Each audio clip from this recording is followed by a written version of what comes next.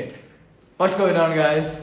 In this video, I was able to create my Jarvis models TTS 10 times better than the last one. So as you may know, I have been uploading a video about making my own Jarvis model, and in that video, I explained a simple architecture that I am following. It's like a basic architecture that anyone can follow, just consists of 3 components such as HTT model for speech to text and intelligence model where I use a Olama local large language model.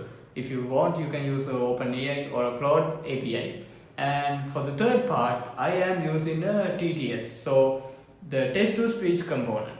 In that video, the TTS that I mentioned was actually a simple TTS that you can follow from Python.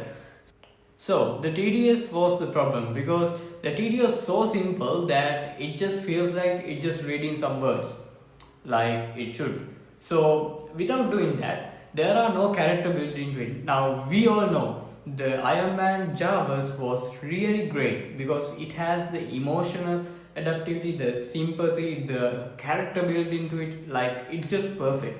It knows when to be surprised, when to be not, and those simple emotions actually made my model feel like a dumb pot, which basically is. And to fix that, I thought, okay, I need to implement a better TTS rather than depending on the Python text to speech. So I really need a good solution. What can I do about this? So in this video, I was able to create that. So without further ado, let's get into the video. So I want you to grab your coffee and let's get to the video. So disclaimer, while you're preparing your coffee, I need to explain you about this video. So this video is only for educational purposes only, and this is a huge learning curve for me because I learned a lot about how to use FFmpeg FFplay to stream audio from a TTS model to itself, like our computer, and there are so much of things to learn. And in this video we have this video doesn't contain any voices from the original movie itself, like the Iron Man movie. There are no voices used from that movie. So the whole voices that I created was actually made by AI, like text to voice, and then that voice will be created. So the AI synthetic voice is the one that being cloned in order to work with the TTS. So I use text to voice model to create a voice, and then I use that voice to use in the TTS model to generate more speech. So you'll learn it more later on. So basically I used AI for a voice and then used that voice in order to clone in the TTS to generate more voices. Okay, so basically be responsible about using this and make sure to follow all the rules and stuff. So yeah, let's get into the video. Okay, so creating a TTS model, how hard can it be, right? It was something.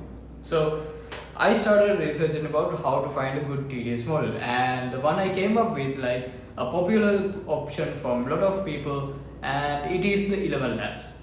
And well, as a developer, I get into it. Like, I started watching the docs and then I started coding, and while I was coding, I got hit by a freaking paywall.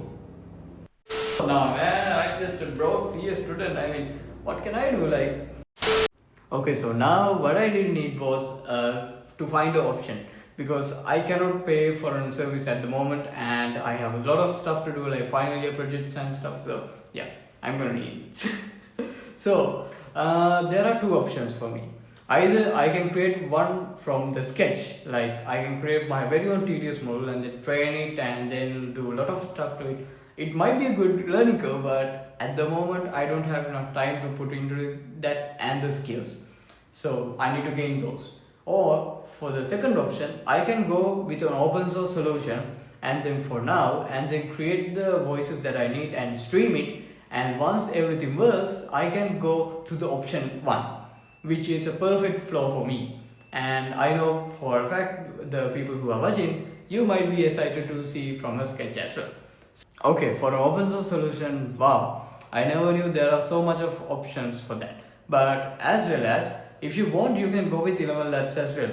11 Labs is a good company. They have a lot of fast API stuff and a lot of reliability, you name it. But at our solution, we are still in the testing stages. So we are still testing this stuff. So so we are still testing. Because of that, I think we can go with the open source solution for now, and then later on plan it out. Okay. So when it comes to TTS, finding a good TTS, like there are so much of things like Chatterbox, Quentry, Alltalks, you name it. There are so much, and the one I go with was Chatterbox. I just ran a Docker container in Chatterbox in order to run the application, and after that I created a test to voice generator to find a good voice that I needed. Okay, so once I found the Chatterbox and ran the Docker container, I need a voice to make it train. So the training part comes like I need a voice. Okay, so I don't want to use any real voices. So what I did was I created a voice from text to voice generator from Quentry, which is a Hugging Face demo, and you can generate a voice that you needed from the you can just give a prompt of like what kind of voice you're looking for. And our voice, like we are looking for a British butler kind of a voice. Yep, that's the voice. Okay, so those were the fun part. Now the real programming begins, because now I need to find a solution where I can stream it directly to the local machine itself. Now all the GitHub documentation and everything they are saying about, you need to save it as an MP3 file and then use it later on. And it is not bad, but the real problem begins when it comes to scalability. When it comes to scalability and stuff, you need to just imagine you're storing 1,000 different files of responses in an MP3 folder, in a folder where you store MP3s, and it might be a huge disaster to find which response to play, and downloading the file and then playing it on the local machine, which will be a huge latency as well. So I don't want that to happen. So that is where I came up with a solution. We need to stream it from directly.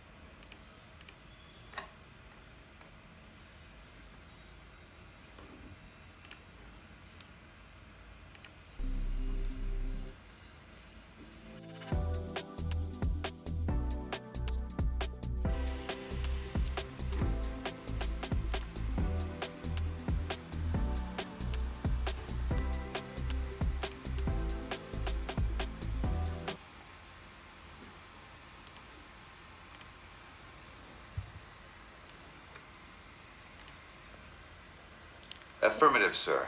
I can reduce verbosity by 25%. How may I assist you further? Bro, it works. It worked. So now we have some issues. Okay, I know the model itself needs some improvements, but overall the latency was around 93 seconds. Now we need to improve on that, but overall I'm really happy about the voice and the personality it gave us. Okay, if you actually enjoyed this video, make sure to like and subscribe.